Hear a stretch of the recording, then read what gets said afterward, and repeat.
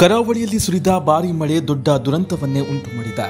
ಉಳ್ಳಾಲದ Monte ಪದವಿನಲ್ಲಿ ನಡೆದ ದುರಂತ ಮಾತ್ರ ಇಡೀ ದಕ್ಷಿಣ ಕನ್ನಡ ಜಿಲ್ಲೆಯನ್ನೇ ಮೌನಕ್ಕೆ ದೂಡಿದೆ.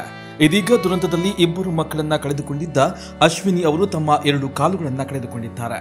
ಕರಾವಳಿಯಲ್ಲಿ ಮುಂಗಾರು ಮಳೆ ಮಾಡಿರುವಂತಹ ಅನಾಹುತ ಮಾತ್ರ ಅಷ್ಟಿಷ್ಟಲ್ಲ, ನೆಮ್ಮದಿಯ ನಿದ್ರೆಯಲ್ಲಿದ್ದಂತಹ ಒಂದು ಕುಟುಂಬವನ್ನೇ ಮಳೆ ಬೀದಿ ಪಾಲಾಗಿಸಿದೆ.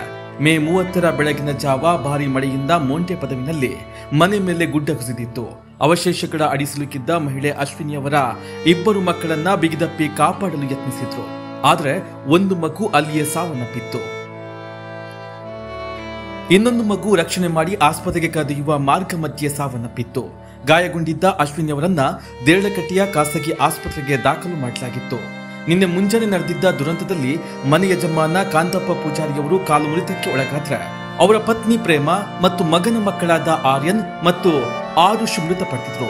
ಕಾಂತಪ್ಪ ಅವರ ಪುತ್ರ ಸೀತಾರಾಮ ಅವರು ಪವಾಡ ಸದೃಶವಾಗಿ ಪ್ರಾಣಾಪಾಯದಿಂದ ಪಾರಾಗಿದ್ರು. ಕಟ್ಟಡದ ಅಡಿಯಲ್ಲಿ ಸಿಲುಕಿದ್ದ ಸೀತಾರಾಮ ಅವರ ಪತ್ನಿ ಅಶ್ವಿನಿ ಅವರನ್ನ ಹೊರಗಿಳಿದು ರಕ್ಷಿಸಿ ದೇರಳಕಟ್ಟೆಯ ಖಾಸಗಿ ಆಸ್ಪತ್ರೆಗೆ ದಾಖಲು ಮಾಡಲಾಗಿತ್ತು. ಮೈ ಮೇಲೆ ಮನೆಯ ಗೋಡೆ ಬಿದ್ದು ಬದುಕು ಉಳಿದ್ರು. ಕಾಲಿಗೆ ಬಿದ್ದ ತೀವ್ರ ಒತ್ತಡದಿಂದಾಗಿ ಅಶ್ವಿನಿ ಅವರ ಕಾಲುಗಳು ಸರಿಪಡಿಸಲಾಗದಷ್ಟು ಜರ್ಜರಿತಗೊಂಡಿದ್ದು ನಿನ್ನೆ ರಾತ್ರಿಯೇ 2 ಕಾಲುಗಳನ್ನ ಕತ್ತರಿಸಲಾಗಿದೆ. ಮಹಿಳೆಯ ಸಂಪೂರ್ಣ ಸ್ವಾಧೀನ ಕಳೆದುಕೊಂಡಿರುವ ಕಾಲುಗಳನ್ನ ವೈದ್ಯರು ಶಸ್ತ್ರಚಿಕಿತ್ಸೆ ನಡೆಸಿ ಕತ್ತರಿಸಿದ್ದಾರೆ. ಒಂದು ಕಾಲಿನ ಪಾದದ ಭಾಗದಿಂದ ಕತ್ತರಿಸಲಾಗಿದೆ, ಮತ್ತೊಂದು ಪೂರ್ತಿ ಕಾಲು ಕತ್ತರಿಸಿದ್ದಾರೆ. 24 ಗಂಟೆಗಳ ಕಾಲ ವೈದ್ಯರು ಅವರ ಮೇಲೆ ನಿಗಾ ಇಟ್ಟಿದ್ದಾರೆ. ಗುಡ್ಡ ಕುಸಿದ ದುರಂತದಲ್ಲಿ ಅಶ್ವಿನಿ ಅವರು ಈಗಾಗಲೇ ತನ್ನ ಅತ್ತೆ ಮತ್ತು 2 ಪುಟ್ಟ ಕಂದಮ್ಮಗಳನ್ನ ಅಗಲಿದ್ದಾರೆ.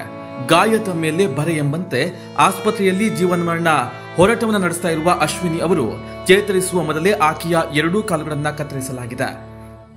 ಏಕಕಾಲಕ್ಕೆ 2 ಪುಟ್ಟ ಮಕ್ಕಳನ್ನ ಕಳೆದುಕೊಂಡಿದ್ದು ಅಲ್ಲದೆ ತನ್ನ 2 ಕಾಲುಗಳನ್ನ ಕಳೆದುಕೊಂಡಿರುವ ಅಶ್ವಿನಿ ಅವರ ಮುಂದಿನ ಬದುಕು ಶೋಚನೀಯವಾಗಿದೆ. ಇನ್ನು ಅಶ್ವಿನಿ ಪೂಜಾರಿ ಅವರಿಗೆ ತನ್ನ 2 ಮಕ್ಕಳು ಮೃತಪಟ್ಟಿರುವ ವಿಚಾರ ಗೊತ್ತಿಲ್ಲ. ತನ್ನ 2 ಮಕ್ಕಳು ಎಲ್ಲಿ ಎಂದು ಆಸ್ಪತ್ರೆಯಲ್ಲಿ ನೋವಿನಲ್ಲೇ ಅಶ್ವಿನಿ ಅವರು ಕನವರಿಸ್ತಾ ಇರುವುದನ್ನ ಕಂಡು ಕುಟುಂಬಸ್ಥರ ಕಣ್ಣುಗಳು ಒದ್ದೆಯಾಗಿವೆ.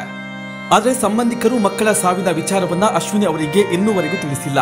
ಘಟನೆಯಲ್ಲಿ ಮೃತಪಟ್ಟ 3ರನ್ನ ಮನೆ ಕುಸಿದ ಪಕ್ಕದಲ್ಲೇ ಅಂತ್ಯಕ್ರಿಯೆ ಮಾಡಿದ್ದಾರೆ. 2 ಮಕ್ಕಳಾದ ಆರ್ಯನ್ ಮತ್ತು ಆರುಷ್ ಮೃತದೇಹವನ್ನ ಮಣ್ಣಿನಲ್ಲಿ ಹೂಡಲಾಗಿದೆ. ಪಕ್ಕದಲ್ಲೇ ಅಜ್ಜಿ ಪ್ರೇಮ ಅವರ ಶವಕ್ಕೆ ಅಗ್ನಿಸ್ಪರ್ಶವನ್ನ ಮಾಡಲಾಗಿದೆ.